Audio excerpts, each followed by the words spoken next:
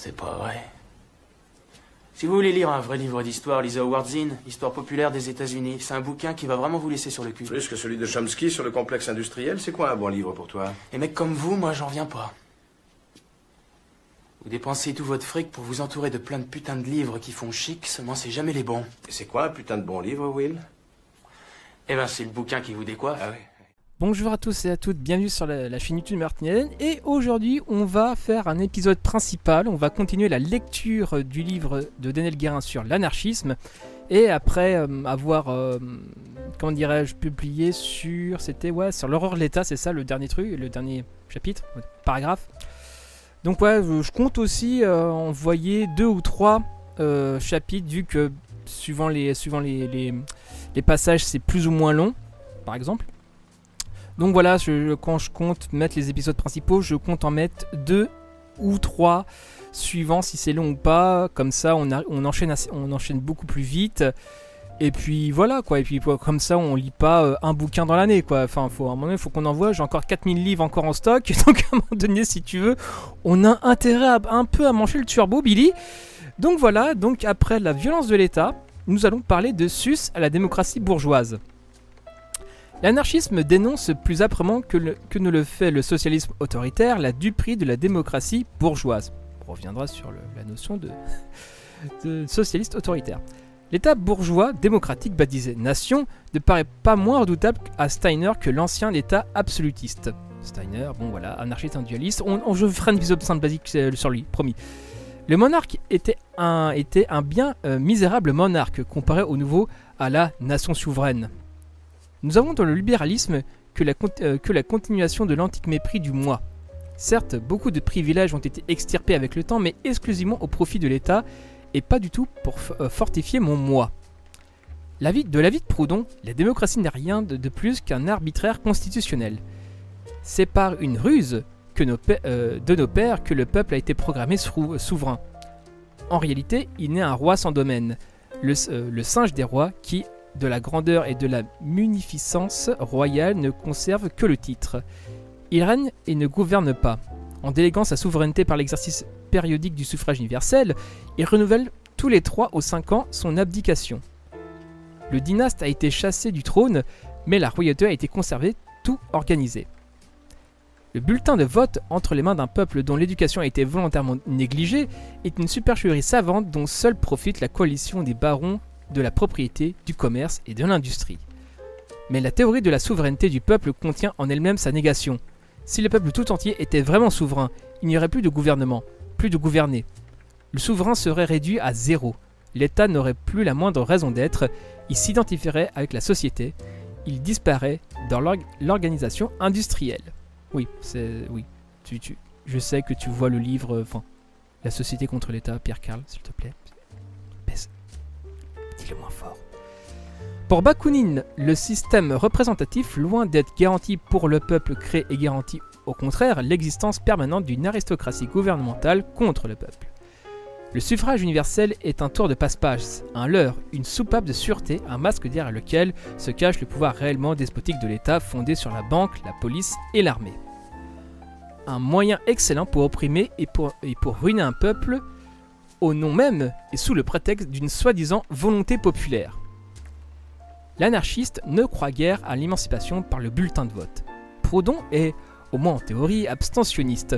Il pense que la révolution sociale est sérieusement compromise si elle arrive par la révolution politique. Voter serait un contresens, un acte de lâcheté, une complicité avec la corruption du régime. Pour faire la guerre à tous les anciens partis réunis, ce n'est pas dans le Parlement que nous devons chercher légalement notre champ de bataille, c'est hors du Parlement. Le suffrage universel est la contre-révolution. Pour se constituer en classe, le prolétariat doit d'abord faire scission de la démocratie bourgeoise. Ouais, bon, c'était au 19e siècle, aujourd'hui, même Joe, croyant New Age, dit la souveraineté, machin, voilà, qui crame ses papiers d'identité. Si vous voulez, bon, voilà, c'est voilà. Il lie la question de la souveraineté à l'État. Là où les souverainistes, c'est au contraire, ils veulent l'État. Enfin, voilà, ils veulent plutôt de la nation. Enfin, eux, ils veulent, comment dirais-je, la souveraineté du peuple, mais organisée toujours dans le cadre de la nation.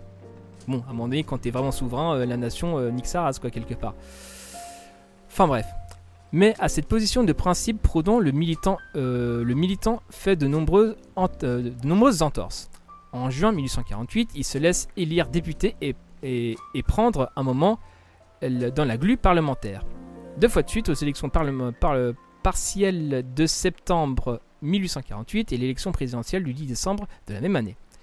Il soutient la candidature de Raspail, un des porte-parole de l'extrême gauche, alors en prison. C'était une autre époque. Il va même jusqu'à se laisser éblouir par la tactique du moindre mal, préférant le général Cavaillac, bourreau du prolétariat parisien, à l'apprenti dictateur Louis-Napoléon.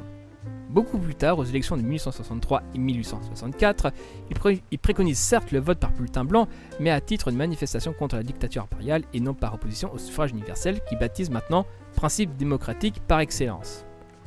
Bakounine et ses partisans de la Première Internationale protestent contre l'épithète l'abstentionniste que les marxistes leur décochent.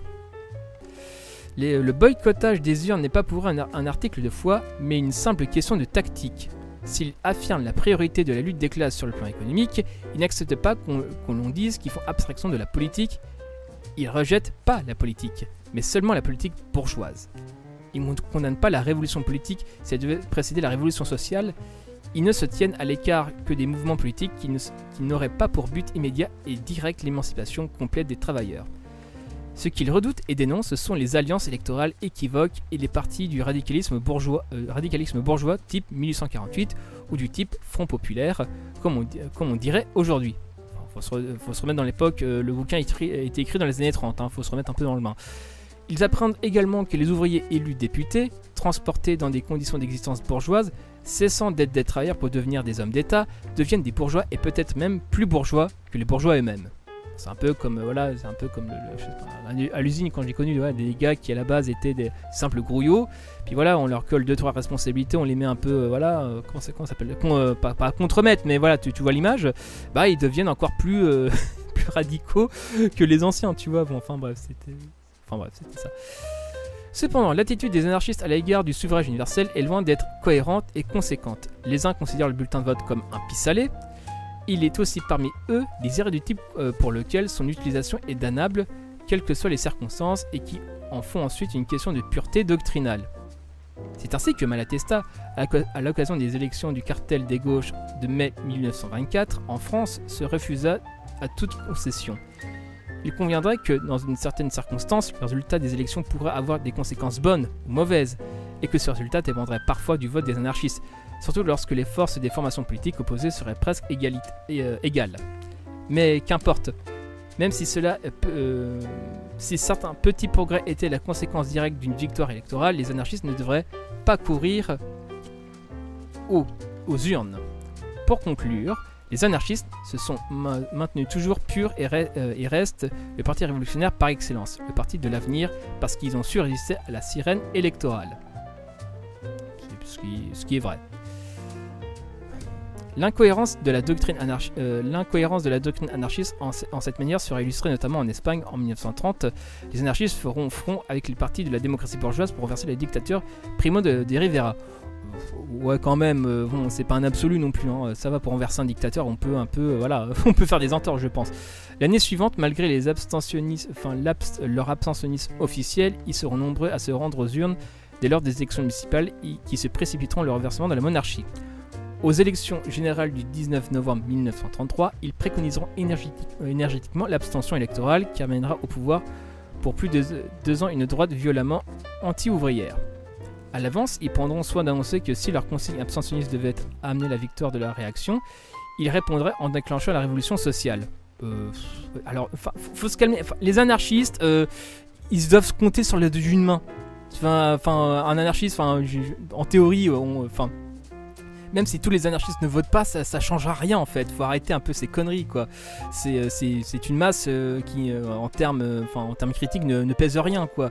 Comparé aux cargaisons de trous du cul et de complotistes et de croyants New Age, si vous voulez. Bon, voilà, à un moment donné, on peut peut-être se dire que ça dépend pas fondamentalement d'eux, quelque part.